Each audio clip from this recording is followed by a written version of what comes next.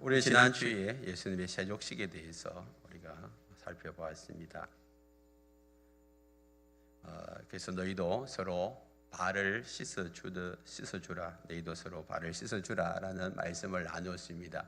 그리고 여러분들에게 숙제를 내주었습니다. 집에 가면 서로 발을 씻어 주시라고. 여러분 발 씻어 주셨어요? 이 말씀에 순종을 잘하는 사람이 진짜 좋은 성도입니다. 여러분 발을 씻어 주셔야 해요. 저도 숙제만 내는 게 아니라 숙제를 했습니다. 저도 제 아내랑 같이 발을 씻어 주셨는데, 여러분들이 이 발을 씻는다는 그 의미가 뭐라고 했습니까? 서로 사랑하고 용서하는 거예요. 내가 당신의 모든 죄를 다 용서합니다. 내가 당신을 사랑으로 용서하고 용납합니다. 그런 의미라고 제가 말씀을 드렸습니다. 오늘도 13장 전체의 이제 주제와 같은 구절이 34절인데 34절에 보면 새 계명을 너희에게 주노니 서로 사랑하라. 내가 너희를 사랑한 것 같이 너희도 서로 사랑하라. 이 말씀을 주고 있습니다. 그래서 여러분들이 13장 하면 34절만 기억하시면 돼요. 34절을 제가 이번 주에 숙제를 주겠습니다. 암송을 하십시오. 여러분 성경을 암송하는 것만큼 영적으로 빨리 성장하는 방법이 없어요. 영적으로 여러분 빨리 성장하기를 하면 주일마다 받은 성경 구절 중에 본문 말씀 중에 한 구절이라도 여러분 암송을 하면 믿음이 쑥쑥쑥 자라요. 그래서 여러분 34절을 가능하면 일주일 내에 반복하고 또 반복하고 또 반복하면 여러분들에게 살이 되고 피가 되고 그것이 여러분 삶을 변화시켜 주는 거예요. 오늘 예수님이 이렇게 말씀하셨어요. 새 계명을 너에게 주노니. 그럼 새 계명은 오늘 말씀이라면 옛 계명은 뭘까요? 여기 십계명이죠. 출애굽기 나오는 그 십계명이 옛 계명입니다. 옛 계명, 십계명을 요약한 것을 예수님이 한마디로 이렇게 요약을 하셨어요. 그게 마태복음 22장 37절로 40절 말씀인데요. 우리 같이 한번 읽어볼까요? 37절부터 40까지 연속해서 같이 읽겠습니다. 시작. 목숨을 다하고 뜻을 다하여 주 너희 하나님을 사랑하라 하셨으니 이것이 크게 첫째 되는 계명이요 둘째도 그와 같으니 내 이웃을 내 자신같이 사랑하라 하셨으니 이 두 계명이 온 율법과 선지자의 강령이니라. 예수님이 옛 계명인 십계명을 이렇게 두 가지로 요약했어요. 첫 번째는 뭐예요?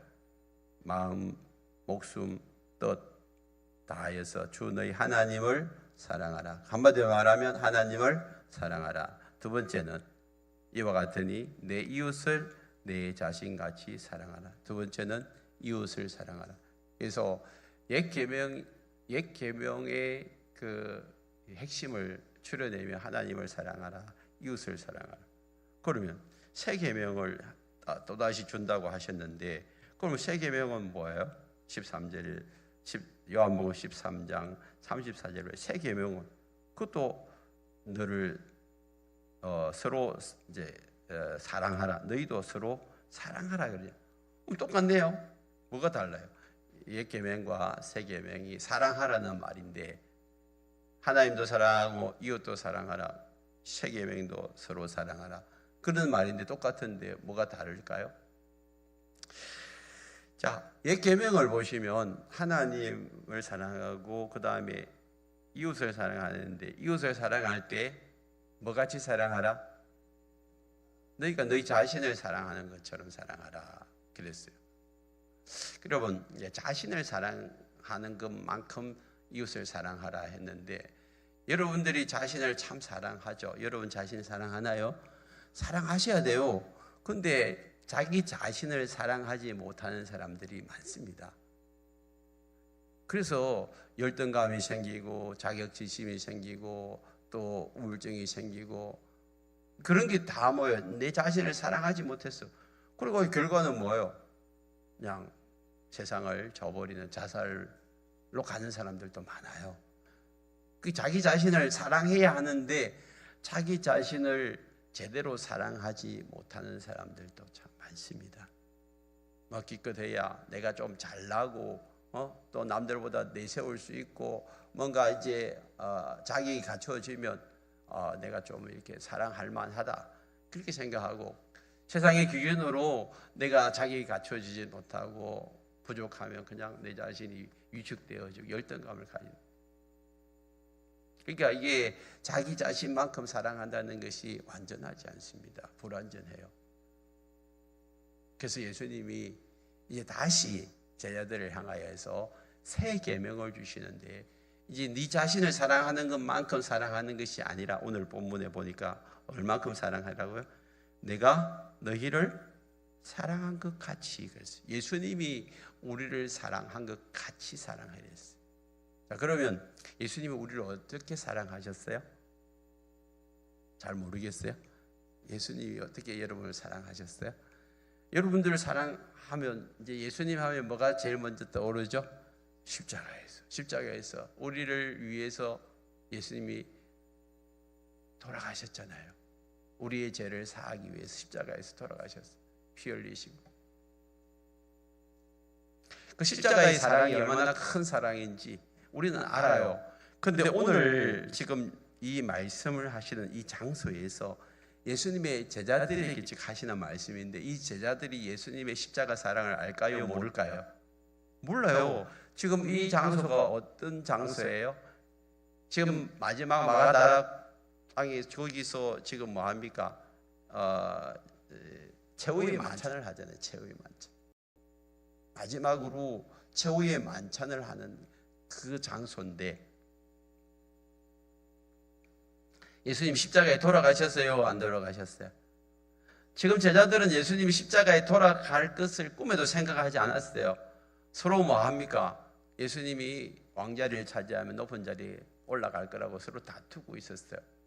우리는 결론을 알아요. 예수님이 잡혀가니까 뿔뿔이 다 도망가잖아요. 다 도망가요. 십자가에 달려 돌아갈 때에 그 현장에 몇 명 없었어요. 그러니까 십자가의 사랑을 이 사람들은 아직 몰라요. 몰라. 근데 이 말씀을 왜 하셨을까? 거기에 있는 제자들뿐만 아니라 앞으로 이제 예수를 믿게 될 저와 여러분들에게 정말 이제 이 말씀을 그대로 실천하라고 이 말씀을 주신 것 같아요. 새 계명을 준다.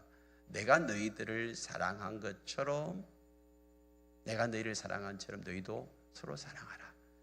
이 말씀을 제자들은 지금 다 이해를 못해요. 그리고 지금 현재 예수님이 이 말씀을 하실 때 어떤 사랑을 하고 있는지 이 본문에서 요한이 뒤늦게나 깨달아 가지고 이제 기록을 하고 있는 거예요. 예수님이 십자가에 돌아가시고 그 다음에 3일 만에 살아나시고 하늘로 성천하신 다음에 이 요한복음이 기록되어졌는데 이 요한복음을 기록하면서 그제서야 예수님이 이런 사랑을 하셨구나라는 것을 깨닫게 돼요. 어떤 사랑을 하셨어요? 오늘 본문의 전후에 나오는 사람이 두 사람 나옵니다. 첫 번째는 가룟 유다가 나오고 또 이 말씀 뒷부분에는 베드로가 나와요. 가룟 유다는 여러분 어떤 사람일까요? 잘 아시잖아요. 예수님을 십자가에 못 박도록 내준 사람. 다시 말하면 예수님이 어디 있는지 알려 준 대가로 은 30을 받잖아요. 그래서 간첩질하고 첩자질을 한 거예요. 예수님을 배반한 사람이 예수님을 배반하고 배신하고 팔아버리는 사람이 가룟 유다. 그리고 뒤에 나오는 베드로도 역시 예수님을 팔아버리진 않았지만 예수님 십자가에 이제 못 박히려 잡혀갔을 때에 그 법정에서 예수님을 뭐 했어요? 3번씩이나 부인했어요.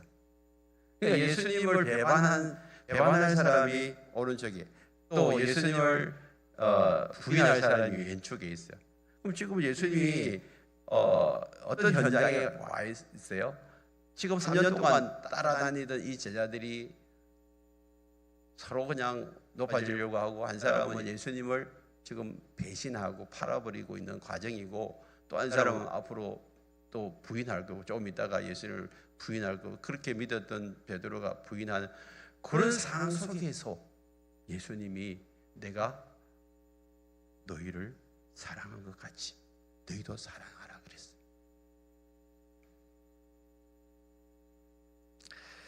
가만 보세요. 지금 가룟 유다가 어떻게 하고 있는지를 오늘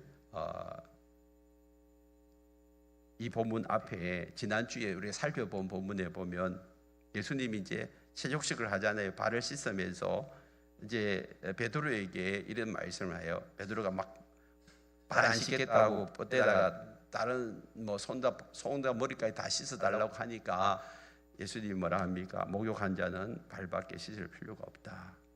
온몸이 깨끗하다. 그렇게 해놓고 10절 말씀에서 너희는 깨끗하나 다는 아니다. 그래서 다는 아니다. 여기 12명의 제자들이 앉아 있는데 11명의 제자는 이제 거듭나서 이제 목욕을 한 자지만 여기 지금 한 사람은 아니라는 거예요. 그러고 난 다음에 11절 말씀에서 이는 자기를 팔 자가 누구인지 아심이라. 그러므로 다는 깨끗하지 아니야. 누구를 이야기할까요? 지금 예수님이 이 가룟 유다를 가리켜서 이야기하는 거예요. 가룟 유다가 예수님을 배신하고 배반해가지고 지금 막 팔아버리려고 지금 막 활동하고 있잖아요. 이제 대제사장 만나가지고 내가 어디에서 이제 예수를 만날 테인데 당신은 병사를 준비하고 기다렸다가 내하고 같이 와서 키스한 사람에게 이제 예수니까 사로잡아 가라고 이런 다 작담을 해놨어요. 예수님 그거 다 알고 계시잖아요. 다 알고 계세요. 근데 예수님이 어떻게 하고 계세요? 당장 그 제자들 앞에서 저놈이 나를 지금 팔자다, 팔자다. 그렇게 만약에 까발렸다면 그게 다혈질인 베드로가 가만히 있겠어요? 가만히 있겠어요? 그게 폭매 가지고 있던 그 칼 꺼내가지고 예수 잡혀갈 때 그냥 휘두르던 그 사람이 예수님 앞에서 가만히 있겠어요? 그냥 또 그의 주변에 그 얼마나 뭐 요한도 다혈질이었고요. 또 다 사람들이 그 11명의 제자들이 예수님을 팔려는 계획을 거기서 예수님이 드러냈다면 아마 가룟 유다가 큰일 날 거예요. 근데 예수님이 드러내질 않았어요. 다 알고 계심에도. 왜 그랬을까요? 가룟 유다에게 회개의 기회를 주기 위해서. 회개의 기회를 주기 위해서. 오늘 본문 말씀에서도 이렇게 이야기합니다. 21절에 보니까 예수님이 이 말씀을 하시고 심정이 괴로워 정언하여 이르되. 왜 심정이 괴로울까요? 지금 12명 중에 한 명이 회개하지 아니하고 이 자리에 앉아 있는 거예요. 거듭나지 않고 그냥 이 자리에 앉아서 지금 마귀의 종노릇을 하고 있는 거죠. 그게 마음이 괴롭은 거예요. 그래서 이제 예수님이 이렇게 말씀합니다. 내가 진실로 너희에게 이르노니 너희 중 하나가 나를 팔려라. 직접적으로 이야기하잖아요. 하기 너무 힘들어가지고 빨리 회개하라고 예수님 지금 이야기합니다. 그것도 뭐 대놓고 누구라고 이야기를 안 하고 그냥 회개할 수 있도록 기회를 주신 거예요. 그렇게 제자들이 22절에서 서로 보면서 누가 예수님을 팔려고 하냐? 서로 이제 의심의 눈으로 쳐다보는 거예요. 누가 누군지 모르는 거예요, 지금.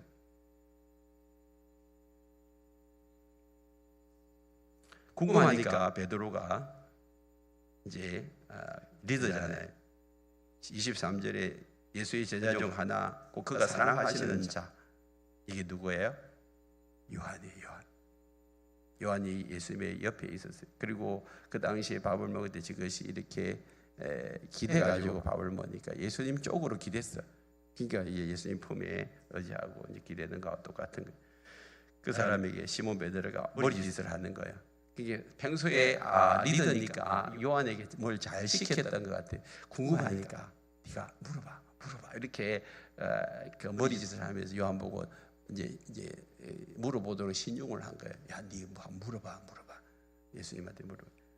그래서 베드로가 시키니까 이제 요한이 물어봤어요. 25절에 그가 예수의 가슴에 의지해가지고 주님, 누가 팔자입니까?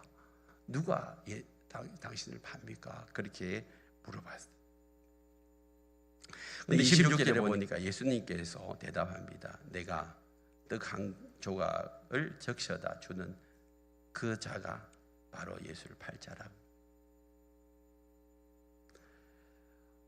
그러면 지금 누구에게 자꾸 지금 초점이 맞춰져 오나요? 가룟 유다에게 초점이 맞춰요. 21절에서 벌써 가슴이 뜨끔했을 거예요.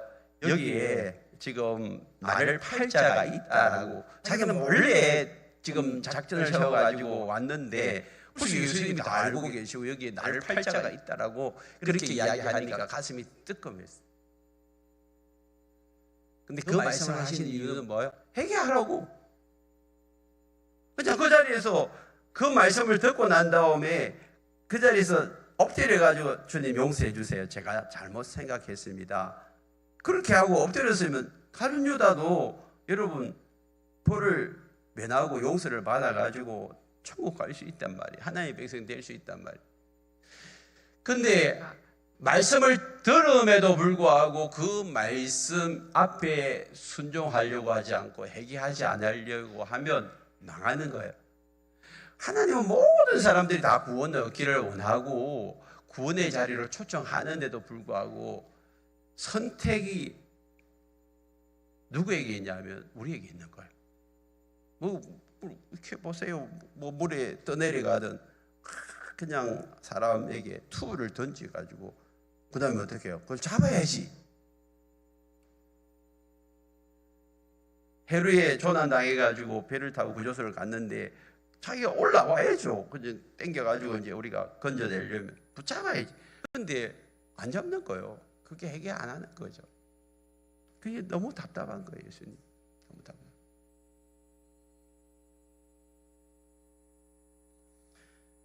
회개하지 않는 그에게 떡을 줬어요. 그 조각을 내밀 때에 가룟 유다가 어떻게 해야 돼요? 그 자리 11명 중에서 이제 한 사람에게 내밀잖아요. 그러면 자기가 이미 이제 지적을 당했으니까 또 그 자리에서 또 어떻게 해야 돼요? 여러분 하나님 예수님이 여러분들에게 말씀하시고 하나님 여러분들에게 말씀하실 때 여러분 어떻게 해요? 그냥 엎드리면 돼요. 회개하면 돼요. 잘못했습니다라고 그냥 말만 하면 되는데 어떠함이 상관하지 아니고 하나님은요 우리를 용서하시고 용납해 주시고 사랑하시는 분이 우리 하나님을 믿습니다. 지난해 어떤 죄를 지어도 상관없어요. 그냥 잘못했어요. 이 한마디만 하면 돼요. 하나님 잘못했어요. 근데 이걸 안 하는 거예요. 이걸 안 하는 거예요. 여러분, 자, 가룟 유다를 보세요. 가룟 유다가 마귀에게 사로잡히기 전에 마귀가 어떻게 하는지를 가만히 보십시오. 13장 2절에 보세요. 마귀가 벌써 시몬의 아들 가룟 유다의 마음에 뭘 줬다고요? 예수를 팔려는 뭘 줬어요? 생각을 줬어요. 마귀는요 무슨 일을 하기 전에 먼저 우리의 생각 속에 자기 계획을 집어넣습니다. 그래서 우리는 우리의 생각 관리를 잘 하셔야 돼요. 여러분 생각 속에 여러분 부정적인 생각, 더러운 생각, 엄란한 생각, 잘못된 생각 이런 생각들이 내 안에 들어오면 아 마귀가 내 생각 속에 그걸 집어넣었구나 라는 것을 여러분들이 빨리 분별하셔야 돼요. 분별하셔야 돼요. 생각을 집어넣었어요. 여러분 가룟 유다에게만 마귀가 생각을 집어넣습니까? 우리에게도 집어넣죠. 우리도 우리 안에도 잘못된 생각, 부정적인 생각, 더러운 생각들, 악한 생각들이 막 우리 안에 들어와요. 이 생각에 사로잡히면요 어떻게 될까요? 이 약한 생각이 내 안에 들어오면 내 안에 분노와 침이 됩니다. 마냥 더러운 생각들이라면 엄난 생각이, 부정적인 생각이 들면 다른 사람을 정죄하고 판단하고 비난하고 이런 것들이 내 입에서 막 튀어나와요. 내 생각 속에서 막 나와요. 이거는 마귀가 우리에게 주는 거예요. 마귀가 주는 거. 빨리 분별하고 이런 것들을 쫓아내야죠. 생각이 들어올 때는 내가 뭐 잘못한 것도 아니에요. 다른 사람들이 잘못할 때에 그런 생각들이 들어올 수 있어요. 가만히 있는데도 그런 생각들이 들어올 수 있어요. 그럴 때 빨리 분별해내야죠. 빨리 분별하고 쫓아버려야죠. 내 안에 그런 것들이 들어왔음에도 불구하고 그걸 분별해내지 못하면 그게 가룟유다 꼴 나는 거거든요. 그래서 분별하세요. 이게 정말 예수를 믿고 난 다음에 분별의 영이 중요해요. 내 마음에 여러분 어떻게 분별할 수 있어요? 내 마음에 평안과 감사와 기쁨이 넘치다가 갑자기 그게 사라져버려. 그리고 내 안에서 막 분노가 일어나고 미움이 일어나고 용서하지 못하는 마음이 일어나고 정죄가 일어나고 더러운 생각, 탐욕이 막 내 안에 들어오기 시작하면 이거 누가 주는 거예요? 하나님 주시는 거예요? 절대 아니에요. 그걸 빨리 분별해가지고 그걸 쫓아낼 생각을 하셔야 쫓아내죠. 근데 이 생각을 줬는데도 불구하고 그걸 가지고 있으면요, 어떻게 됩니까? 큰일 나는 거예요. 어떤 분이 그랬잖아요. 새가 지나갈 때 머리에 지나다가 이게 똥을 찰 수 있어요, 그죠? 차도 지나가다 새똥을 맞잖아요. 머리에 새똥을 맞아요. 그럼 닦아버리면 돼. 닦아버리면. 근데 머리에 새가 내 머리에 딱 앉으려면 여러분 어떻게 해야 돼요? 허락하지 않으면 머리에 여러분 새가 앉을 수 있을까? 가만히 있는데 허락해야죠. 허락해. 지금 마귀가 들어오려고 생각 속에 집어넣었어요. 그걸 자기가 받지 않으면 돼요. 근데 그걸 받아버려요. 지금 예수님이 지적함에도 불구하고 어떻게 합니까? 그 조각을 예수님이 딱 줬어. 야, 네가 이제 나를 팔자다. 그러면 시몬, 이 가룟 유다가 어떻게 해야 돼요? 그걸 안 받아야지. 그리고 엎드려야지. 제가 잘못했다고. 그러니까 했는데도 불구하고, 자, 예수님이 26절에서 줬어요. 27절에서 받았어요, 안 받았어요? 유다가 조각을 13장 27절에 받은 후 사탄이 그 속에 들어간지. 여러분, 내가 행동으로 나타내버리면 사단이 이제 그때부터 잘 됐다고 조종하기 시작하는 거예요. 끌려다니시고 사단의 종노릇을 해요. 내 안에 미움과 분노와 시기와 질투와 탐욕과 정욕이 일어날 수가 있어요. 그런데도 불구하고 그것을 밀어내야 돼요. 밀어내야 돼. 안 밀어내고 이제 내가 행동으로 나타내는 게 얼굴 표정, 그 다음에 말, 이 손발로 행동을 하는 거예요. 그냥 내 말로 뱉어버려.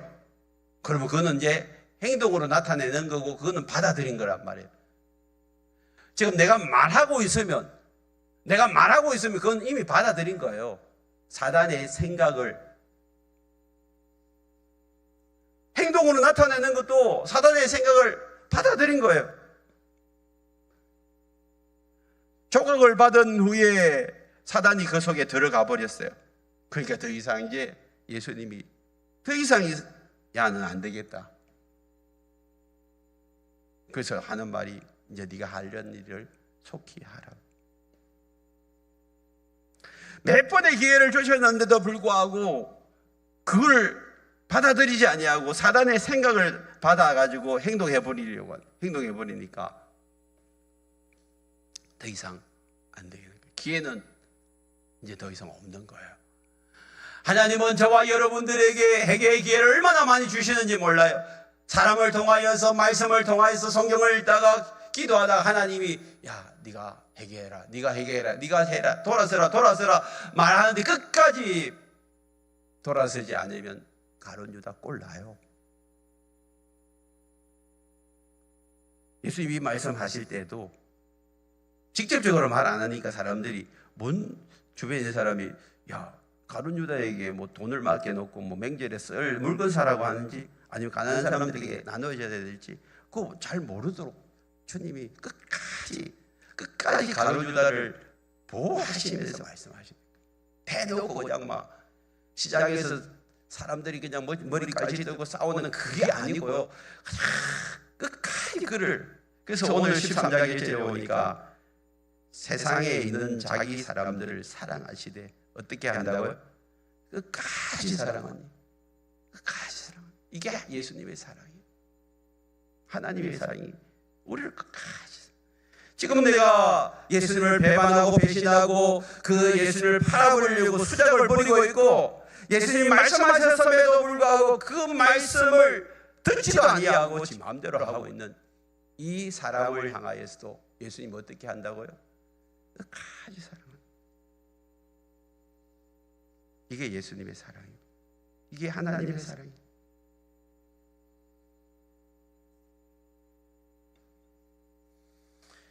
여러분, 이런 사랑을 하시면서 예수님이 이렇게 말씀하잖아요. 내가 너희를 사랑한 것 같이 너희도 사랑하라. 예수님은 그런 사랑을 하지 않으면서 우리 보고 사랑하라면 우리는 감이 안 와요. 그런데 지금 실제적으로 자기 눈앞에서 자기를 배신하고 배반하고 지금 팔아버리고 수작을 벌이고 그 다음에 예수님이 그에게 계속해서 경고하잖아요. 주의를 주잖아요. 그럼에도 불구하고 그 말을 들은 척도 아니하고 결국은 어떻게 30절에 보다가 그 조각을 받고 난 다음에 나가버렸어요. 이런 유다를 향하여서 예수님은 뭐합니까? 끝까지 품고 용서하고 사랑하고 관용하는 그런 사랑을 지금 베풀어 주고 있습니다. 지금 우리 눈앞에 원수 같은 사람 없나요? 제발 안 만났으면 좋겠다. 제발 멀리 했으면 좋겠다. 다시는 내 눈앞에 나타나지 않았으면 좋겠다는 그런 원수가 없나요?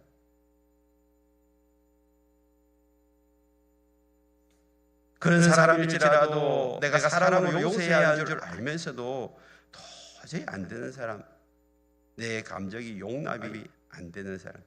그래서 그 사람을 볼 때마다 정오와 분노가 미움이 막 일어나는. 그리고 내가 왜 저 사람을 용서해야지? 지가 잘못했는데 내가 왜 용서를 해야 되냐고 우리 속에서 외치고 있는 사람 없나요? 예수님이 그랬다면 당장 가룟 유다를 잡아. 야, 네 지금 뭐 하려고 했냐? 자, 너희들 봐라. 야하가 지금 뭔 짓 하는지 내가 가르쳐줄까? 그랬겠죠. 그러면 이제 베드로로부터 시작해가지고 들고 일어났겠지. 네 우리 선생님 팔아먹는다고 저놈 잡아라. 그래가지고 딱 잡아가지고 뭐 팔아먹게 했겠죠. 당장 쉬운 방법이 있어요. 그런데도 불구하고 그렇지 아니할 거예요. 왜 예수님이 이렇게 하셨을까? 오늘 주님이 말씀하세요. 새 계명을 너에게 주노니 서로 뭐하라? 뭐하라? 사랑하라. 여러분 이 사랑하라는 것은 청유행이에요? 명령행이에요? 뭐 권유하는 거예요? 명령하는 거예요? 명령하는 거잖아요. 그러니까 우리가 용서하라, 사랑하라 이건 선택사항이 아니라니까요. 내가 하고 싶으면 하고 하기 싫으면 그냥 미워하고 용서 안 하고 분노하고 그렇게 하는 게 아니라니까요. 주님은 이 부분에 대해서 분명하게 이야기합니다. 네가 사랑하라, 용서하라. 심지어는 어떻게 해요? 원수까지도 사랑하라 그러죠. 로마서 12장을 보세요. 로마서 12장 17절에 보면 아무에게도 악을 악으로 갚지 말고 모든 사람 앞에서 선한 일을 도모하는데 할 수 있거든 너희로서 모든 사람과 어떻게 하라고? 화목하래서. 화목하래서. 여러분 모든 사람과 어떻게 화목할 수 있어요? 우리에게는 원수도 있고 미운 사람도 있고 멀리하고 싶은 사람도 있고 내하고 성격이 안 맞는 사람도 있는데 어떻게 화목할 수 있어요? 그런데 주님은 우리에게 뭐라고 합니까? 화목하라. 하나님은 중요한 때에 우리에게는 명령해버려요. 네가 선택하는 게 아니다. 그는 무조건 순종하는 거다. 순종하는 거. 왜 이렇게 말씀할까요? 19절 로마서 12장 19절을 보면 내 사랑하는 자들아 너희가 친히 원수를 갚지 말고 하나님의 진노하심에 맡기라. 기록되어서되 원수 갚는 것이 내게 있으니 내가 갚으리라. 주께서 말씀하시니.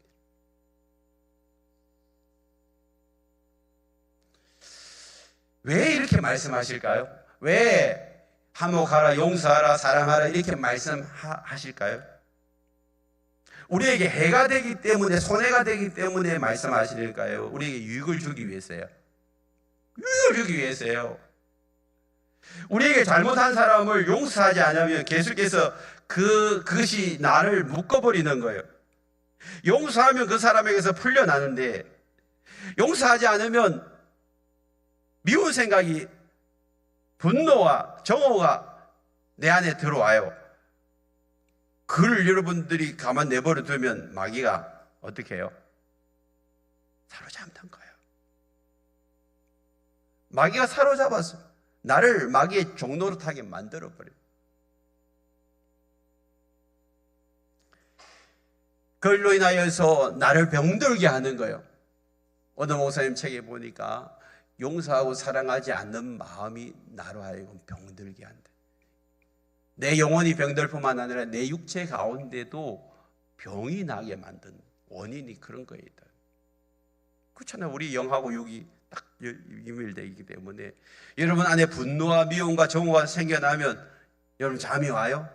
늘 거기에 사로잡혀 있으면요 모든 게 싫어, 모든 게 하기 싫고 뭐 하나님 앞에 나와서 예배드리기도 싫고 사람 만나기도 싫고 다 그렇잖아요. 그게 여러분 정상이 아니에요. 그건 마귀가 주는 생각에 사로잡혀 있는 거지.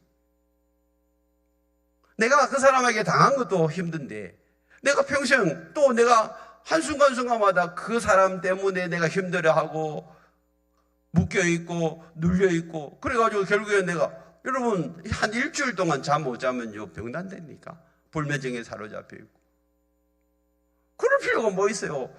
나에게 유익을 주기 위해서 네 원수는 내가 다 갚아줄 테니까 너는 어떻게 해라. 네 원수가 줄이면 먹이고 목마르면 마시게 하고 악에게 지지 말고 선으로 악을 이기라. 그냥 너는 다 잘해줘라 잘해줘라.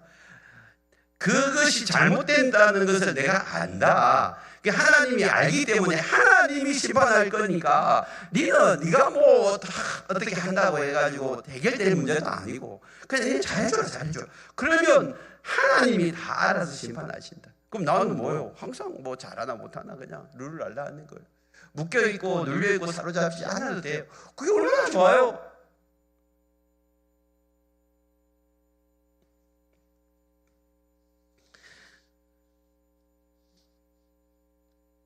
2차 세계대전 때에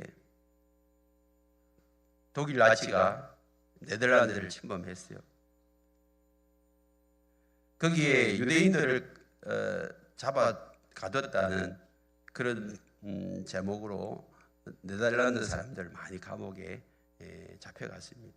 거기에 코리 템프 여사가 있어요. 여자로서 차마 여기서 뭐 말하지 못할 비참한 그런 끔찍한 고통과 아픔을 겪었어요. 그 고통을 겪으면서 언니는 감옥에서 죽었어요. 코리는 극적으로 살았는데 이제 2차 대전이 끝나고 난 다음에 감옥에서 나와 이 독일이라는 말만 들어도 너무 힘들어. 오장육부가 뒤틀리고 독일 국기나 뭐 국가나 뭐 지도만 봐도 뭐 이 온몸이 아파오는 그런 고통이 그 가운데 있었어요. 그런데 하나님은 한 번 코리에게 명령하셨어요. 독일인을 사랑하라. 독일을 찾아가서 용서의 복음을 선포하라. 독일 사람들이 가가지고 내가 당신들을 사랑한다고 내가 이런 어려움을 겪었는데 그럼에도 불구하고 내가 당신들을 사랑한다고 치유의 복음을 선포하라고 했어요. 용서의 복음을 선포하라 했어요. 도무지 할 수 없을 것 같았지만 하나님이 그렇게 명령하시고 강건하시니까 그가 전국을 다니면서 독일 전국을 다니면서 이 하나님 말씀을 용서의 복음을 전하기 시작했습니다. 한 번은 그의 집회에 수많은 사람들이 몰려왔는데 그의 설교를 듣고 감동을 받았던 사람들이 이제 이 코리 여사에게 만나서 이제 악수하려고 줄을 서서 기다리고 있었어요. 조만치 한 낯 익은 얼굴이 있었어요. 그 사람이 바로 수용소의 간수였어요. 자기 몸을 모질게 고문하고 자기 몸을 발가벗겨서 부끄러움을 주던 그 간수가, 그리고 그 언니를 처참하게 죽음으로 몰아갔던 그 간수가 줄을 서서 기다리고 있는 거예요. 그는 이렇게 책에 기록했습니다. 그 사람을 보는 순간 피가 거꾸로 용서서 쳤다고. 하나님 다 용서는 하겠지만 저 사람은 내가 용서할 수 없다고 하나님께 큰 소리를 쳤어요. 그때 하나님이 뭐라고 그에게 말씀했냐면 용서해라. 하나님 용서할 수 없어요. 저 사람은 도대체 용서가 안 돼요. 아니다 코리아, 용서해라. 그 사람은 계속해서 다가오고 있었어요. 하나님 계속해서 코리아에게 이렇게 말씀했대요. 나는 너에게 용서할 마음이 있는가 없는가를 묻는 것이 아니다. 용서해라. 이것은 나의 명령이다. 용서해라. 강하게 그의 마음속에서 들려오는 거예요. 너에게 선택권이 있는 게 아니다. 용서는 내가 너에게 명령하는 거다.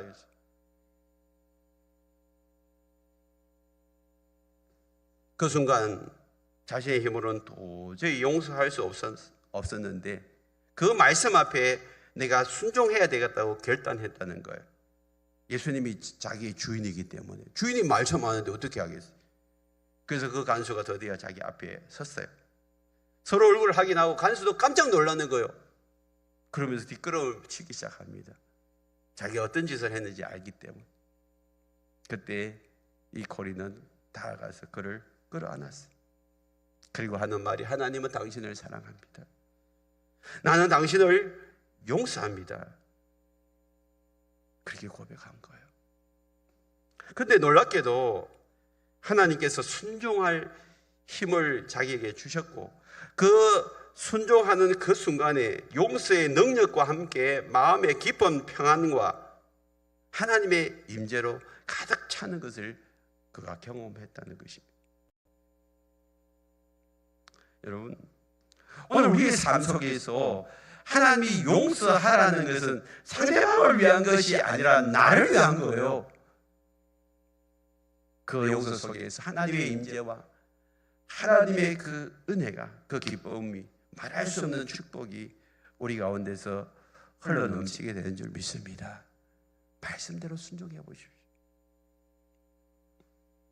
내가 상상할 수 없는 그런 은혜가 오는 거예요.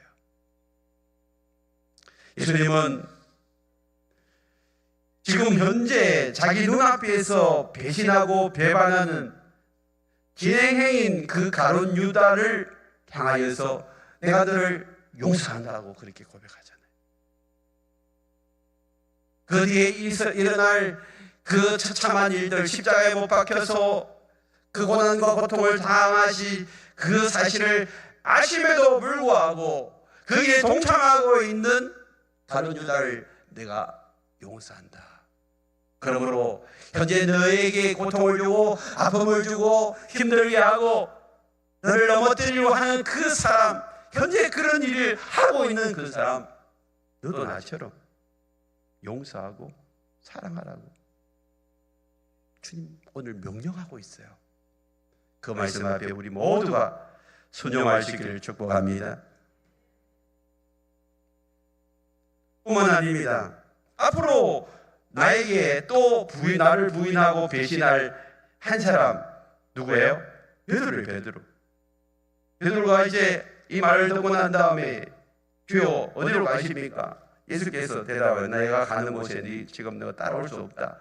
후에는 네가 따라올 것이다. 그렇게 이야기하니까 37절에서 베드로가 이르되 주여 내가 지금은 어찌하여 따라갈 수 없나이까? 주를 위하여 내 목숨까지 버리겠나이다. 큰 소리를 치잖아요. 그때 예수님이 38절에서 이렇게 대답합니다. 내가 너를 위하여 내 목숨을 버리겠느냐? 내가 진실로 진실로 내게 이르노니 닭 울기 전에 네가 3번 나를 부인하리라. 예수님 하나님이시기 때문에 저 사람이 뭔 짓을 할지 다 알고 있어요. 베드로는 지금 큰 소리 치지만 지금 저 사람이 나를 부인할 거라는 것을 안다면 얼마나 마음이 아플까.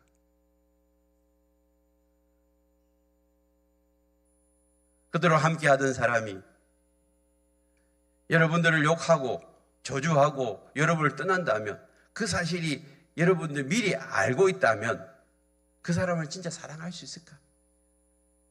그 사람을 품을 수 있을까요? 힘들어요. 그런데 예수님은 앞으로 네를 미워하고 네를 부인하고 네를 욕하고 네를 떠날 사람이라 할지라도 너 사랑할 수 있겠니? 주님 우리에게 물어보고 있는 거예요. 하나님의 사랑은 끝없는 사랑이에요. 조건 없는 사랑이에요. 희생하는 사랑이에요. 부해비들이 목장에 와서 왜 감동을 받습니까? 목장 목녀들이 끝없이 자기를 사랑으로 대해주는 거예요. 헌신적으로 대해주는 거예요. 희생함으로 대해주는 거예요. 그래서 감동을 받는 거예요. 어느 교회 목장이 그랬다고 그러죠? 시골 저기 전라도 어느 섬에 자기 아버지가 돌아가시니까 목장의 모든 식구들이 3일간 휴가 내가지고 장례식 치려고 목장 목원들이 다 내려갔다가 3일 뒤에 올라오더라고요. 이건 뭐 조건을 따지는 것도 아니에요. 그냥 희생적인 사랑이고 헌신적인 사랑이죠. 그 사랑에 대한 감동을 받고 그 목원이 그 목장을 떠날 수가 없는 거예요. 예수님은 지금 자기 눈앞에 배신하는 이 가룟 유다, 앞으로 또 자기를 부인할 이 베드로, 그를 앞에 두고서도 내가 너희를 위해서 사랑하는 것처럼 너희도 그렇게 사랑하라고 했어요. 그 말 하시고 난 다음에 그들을 위해서 다음날, 지금 최후의 만찬 다음날 바로 십자가에 못 박혀 돌아가시잖아요. 자기를 희생하고 헌신함으로 자기를 대소물로 내놓잖아요. 우리 같으면 어떻게 하겠어요? 내가 이놈들 때문에 내가 죽겠냐고, 나를 배신하고 배반하고 3년 동안 지극정성으로 내가 저들을 돌봤는데 이놈들 하는 거 보면 이제 내가 엉글시긴 한다고, 싫다, 나 하기 싫어, 그러면서 그냥 십자가에서 돌아가지 아니하셔도 돼요. 예수님 꼭 십자가에 돌아가셔야 됩니까? 하나님이신데. 그럼에도 불구하고 그걸 다 용서하고 용납하고 품으시고 그 죄를 사하시기 위해 십자가에 돌아가신 거예요. 그게 예수님의 사랑인 줄 믿습니다. 그러고 난 다음에 그 사랑을 보여주시고 난 다음에 너희도 나처럼 좀 사랑하라고 말씀하고 있습니다. 이 그리스도인들을 향한 주님의 명령입니다. 근데 이건 알겠는데 또 35절 보세요. 너희가 서로 사랑하면 이로써 모든 사람이 너희가 내 제자인 줄 알리라. 사랑하면 조건이에요, 조건. 내 제자가 되려면 서로 사랑하라는 거예요. 그렇게 사랑해야 내 제자가 된다라고 말하는 거예요. 이렇게 희생적이고 헌신적이고 무조건적으로 사랑하는 이 사랑이 그러면 우리 안에 있습니까? 없잖아요. 타락한 인간의 본성 안에, 육신의 소욕 안에 이 사랑은 없어요. 그래서 로마서 5장 5절에서 이렇게 이야기합니다. 소망이 우리를 부끄럽게 하지 아니하는 것은, 이런 소망을 가졌는데 우리를 부끄럽게 하지 아니하는 것은 뭐예요? 우리에게 주신 성령 때문인데, 우리에게 주신 성령으로 말미암아 하나님의 사랑이 우리 마음에 어떻게 해요? 부음받아야죠. 하나님의 사랑이 우리 가운데 부음받아요. 그래서 우리가 손양호 목사님을 존경하잖아요. 손양호 목사님이 하나님의 사랑이 부음받아지니까 사랑할 수 없는 그 원수 같은 청년을 아들로 삼잖아요. 우리에게도 그 사랑이 필요합니다. 우리가 본능적으로는 사랑할 수 없어요. 우리가 미워할 수 있는 사람 사랑하기 너무 힘들어. 그 사랑의 문턱을 못 넘는다니까요. 그래서 우리는 기도하는 거죠. 더 기도하는. 성령으로 말미암아 하나님의 사랑이 우리의 마음에 부어진다 했는데, 이 성령은 하나님의 영이고 하나님은 사랑이잖아요. 그러면 뭐예요? 성령은 사랑의 영이에요. 성령 충만하면 사랑 충만한 거예요. 하나님의 사랑. 우리가 헌신하고 희생하고 다른 사람들을 위해 봉사하는 것도 다 사랑 때문에 사랑이 기본으로 깔려 있어야 돼요. 사랑 없으면 안 된다고 고린도전서 13장에서 이야기하잖아요. 천사의 말을 할지라도 사랑 없으면 안 되고요. 여러분, 산을 옮기만 믿으면서도 사랑 없으면 아무 소용없대요. 사랑이 이 희생적이고 헌신적이고 아가페적인 사랑, 이 사랑이 내 안에 흘러와야, 이 사랑이 있어야 주님의 진정한 제자로서의 사명을 감당할 수 있고 다른 사람들을 살리고 세울 수 있다니까. 우리가 지난 2주 동안 성령 충만함을 위해서 간절히 기도했는데,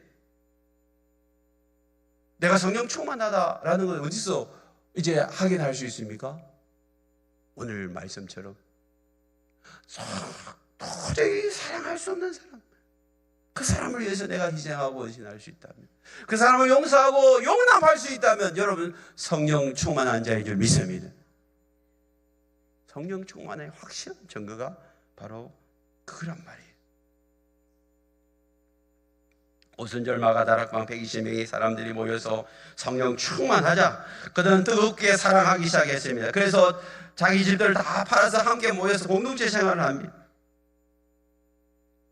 그리고 핍박이 오자 지하동굴 카타콤 속에 들어가서 서로 사랑하는 거예요. 그 사랑의 공동체가 결국에 로마를 무너뜨렸습니다. 오늘 우리가 이 사랑이 있는지 한번 돌아보십시다. 이 사랑을 지금 마귀에게 도둑 맞고 살고 있지는 않습니까? 오늘 없다면 하나님 앞에 부어달라고 기도해야 합니다. 우리가 언제까지 계속해서 옳고 그름만 따지면 안 됩니다. 그건 싸우는 거예요. 집에서 여러분 아내와 남편이 옳고 그른, 네가 옳은 네가 옳으니 자꾸 싸워보세요. 그거 딱 싸움밖에 없는 거예요. 그것보다 더 중요한 것은 용서하고 용납하고 허물을 덮어주는 거예요. 이 사랑은 오늘 하나님의 자녀로서 구원받은 자의 증거가 되는 것입니다. 사랑은 노력으로 되는 게 아니에요. 위로부터 부어져야 됩니다. 오늘 이 예배 시간에 이 하나님의 사랑을 부어주시고 성령의 영으로 충만하여서 내 안에 사랑이 흘러넘치게 하여 주시옵소서. 간절히 기도하십시다. 우리 찬양하시겠습니다.